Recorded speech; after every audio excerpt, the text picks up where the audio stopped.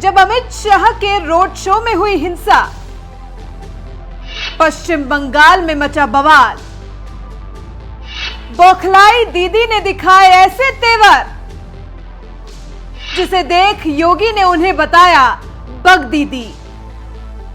Are पार की लड़ाई में जनता किसका देगी साथ? जानिए श्री संत बेत्रा अशोका की जुबानी, वो भी सिर्फ धर्म ज्ञान पर। नमस्कार, धर्म ज्ञान में आप सभी का स्वागत है। मैं हूं आपके साथ कविता राणा और मेरे साथ मौजूद हैं विश्वविख्यात सुदर्शन चक्र ज्योतिषाचार्य श्री संत बेत्रा अशोका जी। सर, एक बार फिर आपका स्वागत है। नमस्कार। तो पश्चिम बंगाल में अमित शाह के रोड शो में हुई हिंसा और आगजनी के बाद अब बीजेपी और टीएमसी के बीच आरोप प्रत्यारोप का सिलसिला चरम पर है।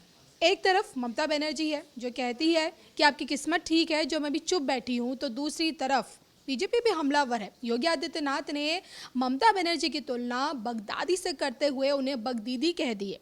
तो वहीं दूसरी तरफ पीएम मोदी ने कह दिया कि पश्चिम बंगाल के हालात अब कश्मीर से भी बदतर हो गए हैं। ऐसे में क्या दीदी की तानाशाही के चलते क्या पश्चिम बंगाल में एक तरह से आपातकाल जैसी स्थिति पैदा हो गई है? और आइए इसी पर एक बार फिर हम संत बेत्रा जी से उनका पॉलिटिकल एनालिसिस लेते हैं। सर, क्या लगता है आपको, जो इतनी बड़ी घटना हुई है रोड शो के दौरान, आगजनी, हिंसा, मतलब क्या कहें कि अब देश की राजनीति किस करवट बैठेगी? देखिए, दीदी के बारे में मैंने आपके चैनल से जनवरी में उनकी जब कुंडली का विवेचन किया था तो उस टाइम मैंने भविष्यवाणी कर दी थी, और फरवरी में जो मैंने सोशल मीडिया पे ममता बनर्जी की कुंडली का जो विश्लेषण किया था उसमें मैंने साफ बोला था कि आने वाले समय में मार्च के बाद ग्रहों की दशा ऐसी होगी। भले ही ममता दीदी के 3 ग्रह उच्च के हैं जो राजयोग कारक हैं, लेकिन फिर भी शनि और केतु का जो योग है, और दूसरा इस वर्ष का राजा, संवत्सर का राजा जो है शनि है, और मंत्री है आपका सूर्य। शनि और सूर्य के आपसी आपका जो राजा और मंत्री का जो योग है, उसके कारण मैंने ये भी भविष्यवाणी की थी कि दीदी जो हैं आपको मोदी जी को जो है पीएम पोस्ट के लिए टक्कर देंगी।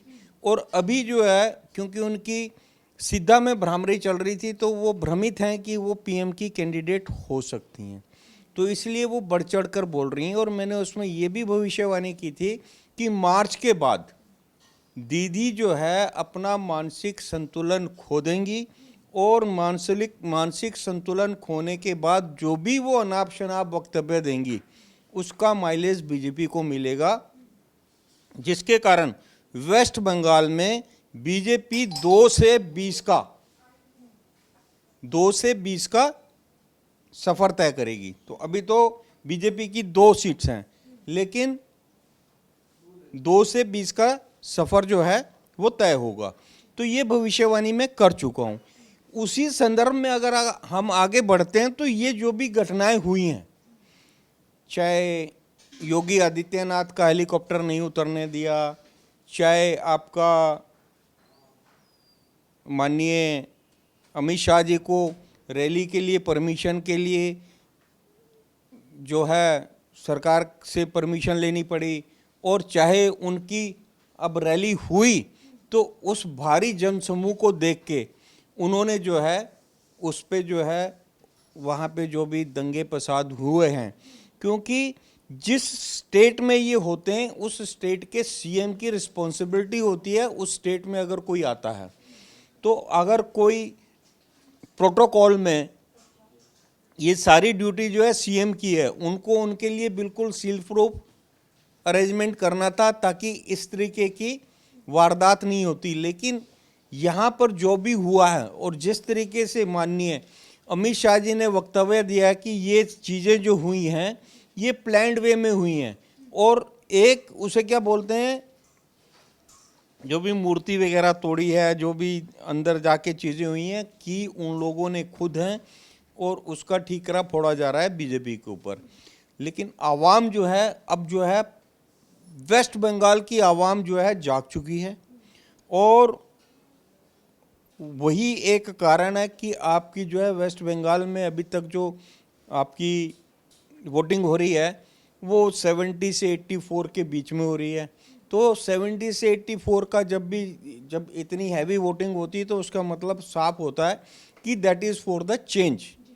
अब वो चेंज को रोकने के लिए वो लोग बहुत बुरी तरीके से परेशान है, दीदी बहुत बुरी तरीके से परेशान है कि ये ऐसा क्यों हो रहा है।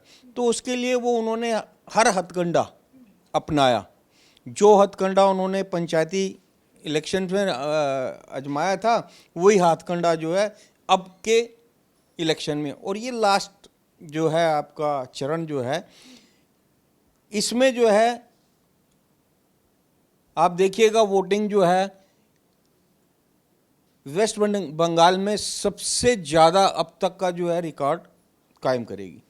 सर, आपने कहा जो कि अब पश्चिम बंगाल की आवाम जाग चुकी है, वहाँ की जनता जाग चुकी है, और शायद यही कारण समझे कि अब पीएम मोदी कह रहे हैं कि जो दीदी है वो ना ही बीजेपी से डरती है, ना ही वो कांग्रेस से डरती है, और ना ही लेफ्टिस्ट से डरती है। अब वो पश्चिम बंगाल की जनता से डरने लगी है। क्यों?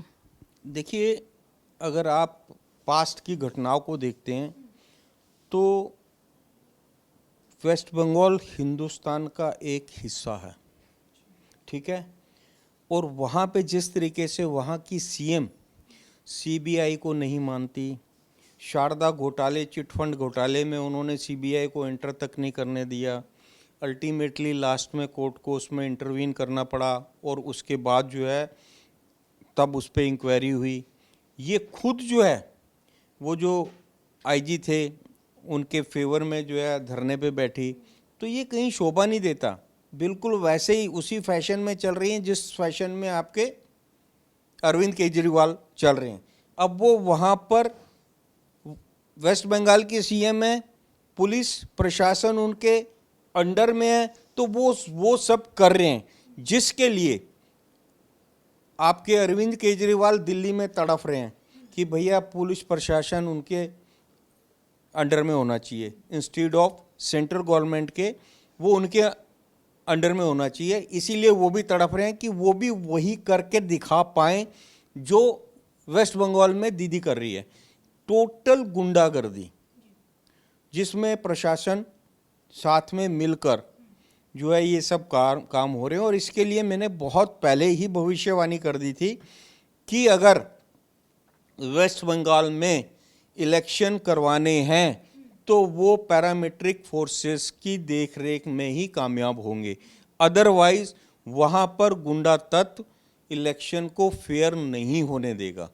अब कितने फेयर हुए हैं इलेक्शन, जब अमित शाह जी के उस पर उसे क्या बोलते हैं उनकी जो उन्होंने निकाला रोड शो निकाला, उस पर अगर ये हमला हो जाता है तो एक आम आदमी अपने आप को कहाँ सिक्योर समझता है कि वो घर से निकल के आपका जाके वोट डाले।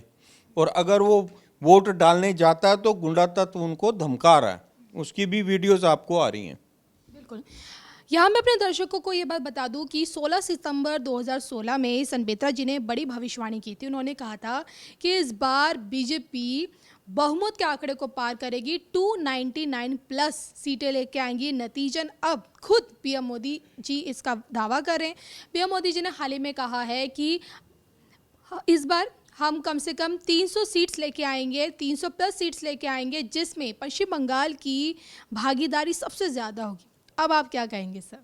देखिए, इसके बारे में भी मैं भविष्यवाणी कर चुका हूँ कि आपकी दीदी का ये जो टेन्योर है लास्ट है, ये टेन्योर उसका लास्ट है, क्योंकि वेस्ट बंगाल की जनता अब जाग चुकी है।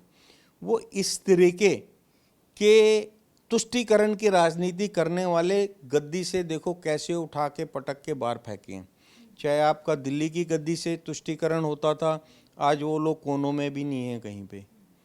40 सीटें क्या होती हैं, 44 सीटें कुछ नहीं है, और आने वाले टाइम में ये और रिड्यूस होंगी।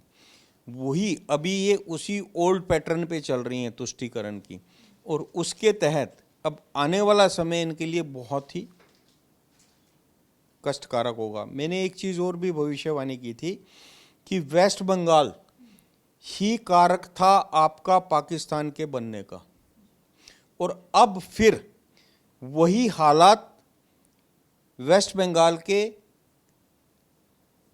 ममता बनर्जी करने जा रही हैं। ये जो रिजल्ट की भविष्यवाणी मैंने 16 सितंबर 2016 को की थी और जिसको माननीय मोदी जी ने अभी आज ही मंच से दोहराया है कि हम 300 प्लस सीटें लेने जा रहे हैं और बीजेपी जो है बहुमत की सरकार बनाएगी, जिसकी भविष्यवाणी 2016 में मैं कर चुका हूँ। उस टाइम तक किसी भी ज्योतिषी ने ऐसी भविष्यवाणी नहीं की थी, लेकिन अब प्रत्यक्ष नज़र आ रहा है। मैंने ये भी कहा था उसमें कि 2019 का मुद्दा राष्ट्रवाद होगा। और वेस्ट बंगाल के लिए जो मैंने भविष्यवाणी ये की थी कि जैसे ही पुनः बीजेपी की सरकार, बहुमत की सरकार 2019 में बनेगी, तो दंगे फसाद का केंद्र जो होगा वो फिर दोबारा वेस्ट बंगाल होगा। वो ममता बनर्जी के कारण होगा। वो इस चीज़ को बर्दाश्त नहीं कर पाएगी और फिर बहुत जल्दी ही वहाँ पर राष्ट्रपति शासन लगाना पड़ेगा। चलिए सर, हमसे जुड़ने के लिए आपका बहुत बहुत शुक्रिया। तो ये थे हमारे साथ संबेत्रा जी, जिनकी हमेशा भविष्यवाणियों से लेकर जितने भी ये पॉलिटिकल एनालिसिस करते हैं वो 100% सटीक बैठते हैं। और अब जो कि ममता बनर्जी और बंगाल में जो हो रहा है वो आप देख ही रहे हैं। और अब संबेत्रा जी ने एक और भविष्यवाणी की है कि ममता बनर्जी अपना टेन्योर पूरा नहीं कर पाएंगी और दूसरी तरफ वो मानसिक संतुलन खोएंगी और इलेक्शन के रिजल्ट के बाद तो बिल्कुल वो अपना मानसिक संतुलन खो देंगी, जिसके कारण वेस्ट बंगाल की स्थिति अस्थिर सी हो जाएगी, लॉ एंड ऑर्डर नहीं रहेगा, जिसके कारण जो है केंद्र को राष्ट्रपति शासन लगाना पड़ सकता है। आज के हालात भी यही कहते हैं कि वहाँ पे राष्ट्रपति शासन होना चाहिए। बिल्कुल। और साथ ही बीजेपी 2 सीट से लेके 20 सीटों पर कमल खिलाएगी। तब तक के लिए मुझे यानी कि कविता राणा को दीजिए इजाजत और धर्म ज्ञान के साथ जुड़े रहिए।